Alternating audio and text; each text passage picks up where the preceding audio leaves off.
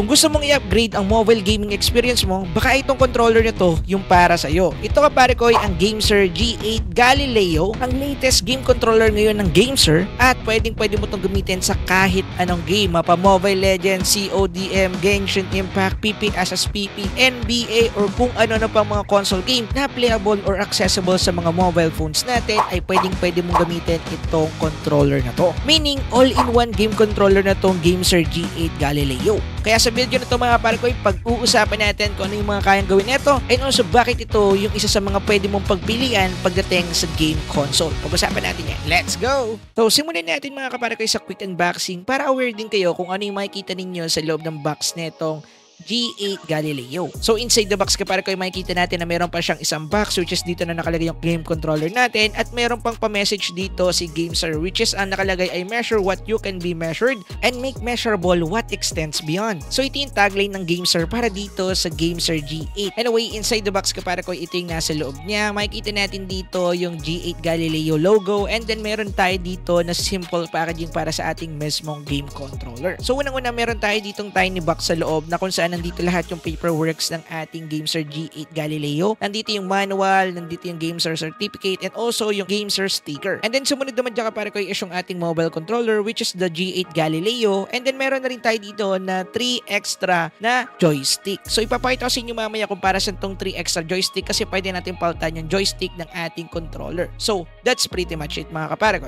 And then ito na mga kapare ko yung look ng mismong Gameser G8 Galileo. Ang ganda niya mga kapare ko as in para na siyang Xbox controller type. However, medyo mahaba siya dahil nga pang phone type ito or phone controller ito. So usually, naka-type C na ito mga kapare ko, meaning pwede mo na siyang gamitin sa iPhone 15 and then sa mga susunod pang iPhone model at saka syempre sa ating mga type C Android phones. Kaya for sure, halos lahat ng Android users dyan ay magagamit to. Now, let's talk about build quality ng mga kapare ko ng game controller na to. Usually, yung ginamit dito ng material is plastic. Pero don't worry, dahil solid plastic to mga kapare ko. And usually, typical build yan ng mga game controller. Kasi kung gagawin mong bakal yung body niyan, wala na magagamit niya kasi sobrang bigat. Hindi, joke lang. Just kidding lang yung mga kapare ko. Anyway, in terms of its size kapare ko ay nagustuhan ko siya dahil nga sakto lang siya sa kamay ko kahit medyo malaki siya kapag nilagay na yung device. Pero kung gagamitin siya na medyo malilit yung kamay, okay lang din naman. Medyo nga lang parang pilit yung paghawak mo dahil nga medyo malaki yung controller. Isa pa sa nagustuhan ko dito is yung pagiging flexible or movable ng Type-C port nito or Type-C cable nito. Dahil mapapadali nito yung pagsasaksak ng device natin dahil pwede mo siyang i-adjust sa direction kung saan mo siya gustong i-position and then i-attach mo na yung device mo kagaya nito. Ang maganda pa sa ganitong klase ng plug syempre hindi siya makakasira ng Type-C port ninyo in the near future. Now, pumunta naman tayo kapare ko sa specs ng controller na to. Unang-una, meron na itong anti-drift Hall effect sticks, meaning naka-anti-drift na po kapare ko yung joysticks ng controller na to. Meaning kapare ko hindi mo na mararanasan yung suddenly movement kapag hindi mo ginagamit yung joystick ng inyong controller. Halimbawa, naglalaro ka ng GTA and then suddenly parang gumagalaw yung character mo kahit hindi mo naman ginagalaw yung joystick niya. Yon, nagdi-drift na po yung controller niya doon. That's the reason why kapag naka-anti-drift ka, hindi mo yung mararanasan in the near future kahit pang matagalan mo to gamitin. Isa pa sa cool features neto is yung movable Type-C port niya na na-discuss ko na kanina dahil nga maganda yung feature na to kasi hindi siya nakakasira ng Type-C port natin at mas madali i-attach yung device natin sa controller na to. Pero na nga rin pala ito kapare ko yung extra button which is yung L3 and L4 na pwede mong i-keymap doon sa application nila. And speaking of application nga po mga kapare ko ay meron na po itong application na pwede nyo gamitin para mag-key mapping or mag-customize ng button. Ipapakita ko sa inyo mamaya. Pero na rin po ito kapare ko ay na fast through charging and ultra low latency dahil meron tong Type-C port and also 3.5mm audio jack port dyan sa ilalim na part ng ating controller na kung saan pwede tayong mag-charge gamit tong ating mismo controller habang naglalaro and also magsaksak ng earphone para marinig natin yung internal sound doon sa ating nilalarong game. And then yung pinakalas kapare ko is yung kanyang interchangeable magnetic detachable faceplates. Meaning, pwede mo tanggalin tong white thing na to or yung kanyang faceplate, both left and right niya mga kapare ko para i-customize or bumili ng bagong faceplate at ilagay dyan. It depends sa'yo kung ano yung gusto mong customization doon sa controller mo. And kapag tinanggal mo nga rin pala ito kapare ko, maa-access na natin yung ating joystick na kung saan pwede nating palitan ng joysticks. Kaya nga meron tayong free 3 joysticks kanina na nag-unbox tayo dito. Dahil pwede mo siyang ipalit, it depends sa trip mo kung saan ka comfortable na joysticks or kung need mo ba ng ganito kalaki, ganito yung grip, etc. Pwede mo yung pagpilian doon sa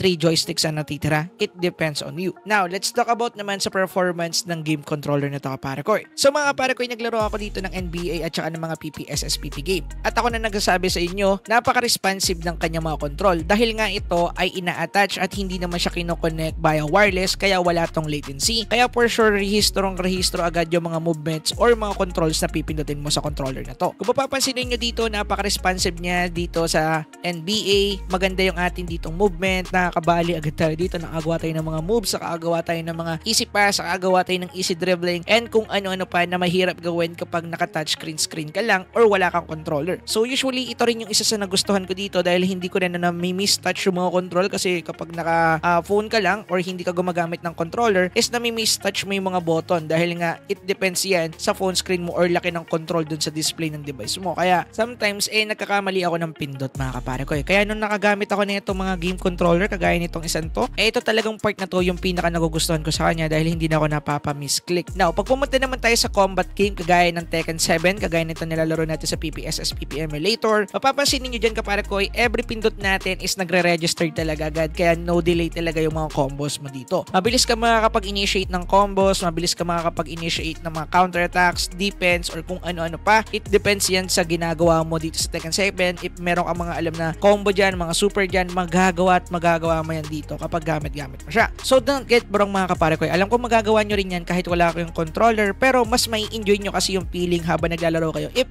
nakaganto kayo mga kapare ko. Now, mag-move on na tayo kapare ko dito sa mga PPSSPP and mga offline games. Ngayon, pumunta naman tayo sa Mobile Legends, mga online games at saka mga MOBA games. Pag-usapan natin. Now, kagaya na sinabi ko kanina, meron tong application na ginagamit para ma-access yung key mapping niya. Pag sinabing key mapping, i-customize mo yung positions ng mga keys mo or nung mga i-click ng keys mo gamit-gamit yung controller. So, ganito siya ginagawa. Una, kinakailangan nyo muna mag-download ng GameSir application. Ilalagay ko na lang yung link sa description and then, i-open nyo lang siya and then, i-grant nyo yung mga needed permission at i-update nyo siya as a latest firmware if may needed na i-update sa inyo. Ngayon, kinakailangan nyo lang siyang i-connect dun sa device natin para ma-access natin kapare ko yung mismong control dito or ma-program natin yung mga keys niya. And then, if connected na tayo mga kapare ko, kinakailangan lang natin i-run yung mismong game na lalaroin natin dito sa mismong application. And then, pagpunta natin sa app na yon or dun sa game na yon, makakakita tayo dito ng floating bubble na kung saan kapag kinilik natin, nandito yung customization control ng ating GameSir application. Ngayon, ang kinakailangan nyo gawin is maglaro muna para makita yung inyong controls and then ipoposition nyo lang dun yung mga keys. For example, itong left joystick, ilalagay ko siya sa movement dito sa ating Mobile Legends. And then, yung right movement naman ilalagay ko sa screen para pwede kong i-swipe yung screen or ilipat yung position niya. And then, yung A ilalagay ko dun sa auto attack, etc. etc. So, kinakailangan nyo lang kapare ko i-map or ilagay yung inyong mga keys or preferred keys dun sa mismong setup ng game na gusto nyong paglaruan. It depends sa inyo yan kasi customizable naman yan. So, ganun lang naman kadali kapare ko yung mag-setup ng keys nito. So, dito sa part nito, medyo puputulin ko na para pumasok na tayo dun sa mismong gameplay dahil basic lang naman po i-adjust yung mga settings yan. For sure, magigets na ninyo agad. Ngayon, tapusan natin kapare ko yung ating mismong pagsisetup. Pumunta naman tayo sa mismong game na kung saan gagamitin na natin itong key mapping mode natin. So, dito sa part nito kapare ko, as you can see, maganda yung ating controls dito. Accessible siya and also goods na goods din siya dahil responsive na responsive. However, pagdating sa kanyang controls, for example, gagalawin mo yung mapa, medyo nakakahilo dahil super responsive kapare ko yung joystick natin kaya ganon. So, maganda naman pero yun nga, medyo responsive siya kaya medyo nakaka-irita din sometimes pero goods naman yung kanyang performance in overall sa Mobile Legends. Magagamit mo siya dito talaga sa game na to at yun yung good thing kasi talaga dahil accessible na siya kahit saang game pwede mo siyang gamitin kapare ko. So, tinry ko nga rin pala tong joystick na to kapare ko sa CODM. So, dito sa part na to, medyo hindi kayo mag-i-enjoy if gagamitin nyo siya sa CODM pero playable siya. So, yung pinaka main issue dito ay kagaya lang din kanina, super responsive ng screen natin or ng joystick natin na to the point na super gaslaw na ng screen natin pero pwede natin siya gamitin sa CODM,